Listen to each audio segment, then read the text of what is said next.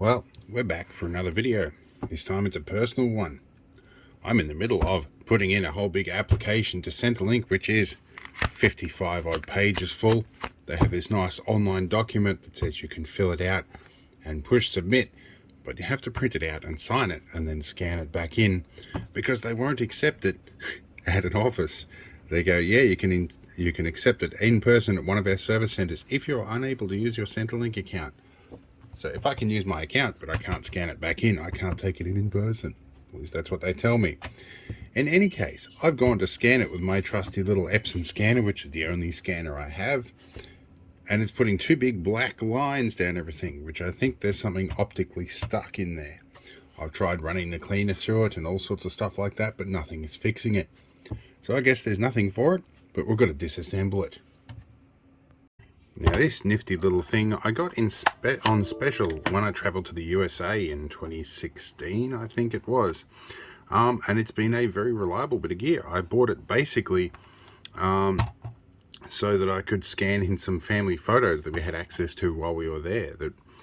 Since then, a couple of those people are now deceased, so we've actually had access to stuff we wouldn't have otherwise.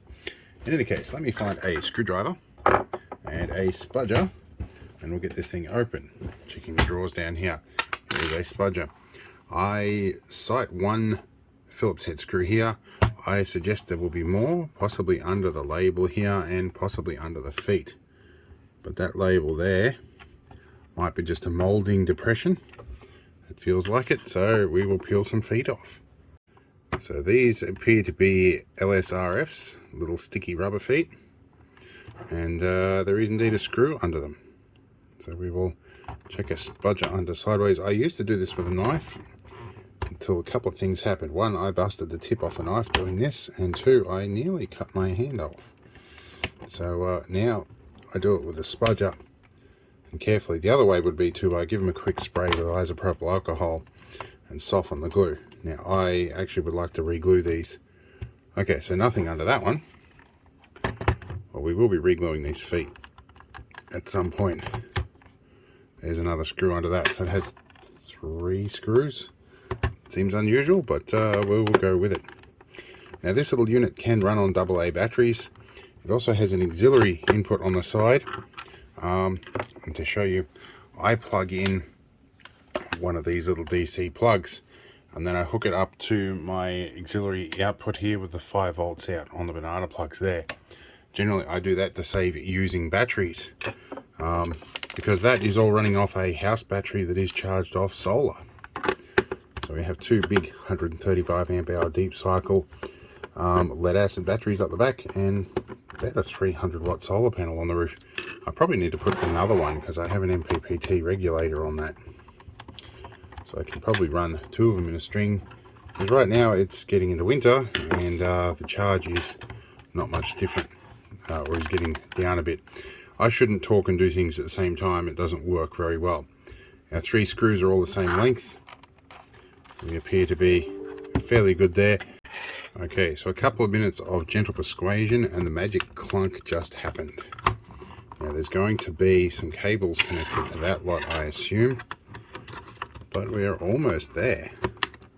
Usually there's just a couple of snap clips under here. Here we go. Let's see, is it going to roll off that way? Oh good, they have provided a handy little cable to this that has a plug on it. That's good. So the main entry of the body is here. That's not the bit that I need to worry about. The problem is there's something in the roller here. I guess a bit of debris. There's up closest this end, I think there's a scratch there. No, it's just some dirt. Let's get some isopropyl alcohol and some Q-tips and see what we can do.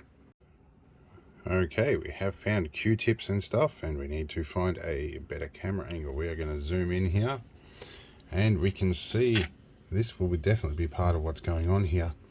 I'd love to be able to remove this optic element.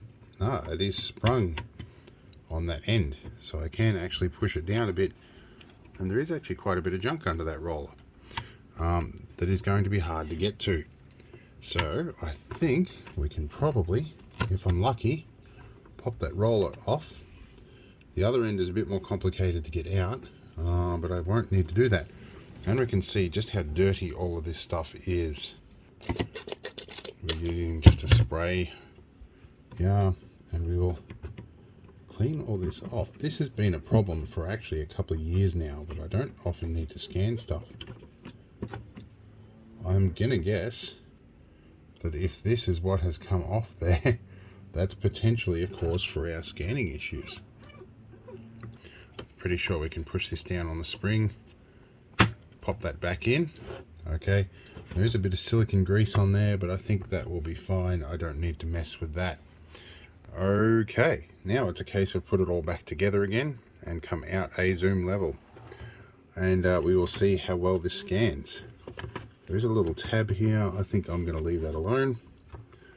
Now this should just go back on with some snap clips and a bit of general force. It always feels like it broke something when you do that. Alright, we will put the LSRFs back on in a bit, but not right now. Put our battery cover back on so it sits level, and we will go up over here for a minute. We want 5 volts available on that. That's from an LM7805 regulator to this, and we will fire it up and we will see how it scans. Okay, let's attempt to scan this. This is just the first document off, or first page off the document that I'm scanning. It's no secret, you can find this online. In fact, I'm actually scanning 2 pages at the moment. So yeah, this is no secret, there's no personal information on here. But you guys have all been asking me, when do you make this application? Well, this is the 3rd time I've attempted it. I've been rejected in short order both times, so try again. I'll have a bit more documentation. Let's scan this through. This is on Wi-Fi. I'm using the app on the PC. We'll let it run through, and we'll compare the 2 scans from the one I did before when I started this and the one we've just done now. Alright, failing screen capture software. This is our scan before with these 2 horrible lines in the way. Here is our scan now. That looks much crisper and cleaner, and OCR should probably pick that up. Alright, we're good. Let's get on with scanning it. And this has been a quick and simple one, and I'm happy about that because I get to get my paperwork in and I don't have to go into another Centrelink office and argue with them. It seems like their current setup pretty much encourages people to argue with them. I don't know, that's probably bureaucracy, and I think the individual staff are not at fault with that. It's just the system that they've been thrust into. In any case, I'm going to get on with doing this, and hopefully this will mean I'll have some more free time for some more quality videos. But that depends. The whole reason behind applying for a disability payment is because I have a disability, and sometimes I can't do these things. So we'll see how we go, and hopefully the next videos will be more interesting.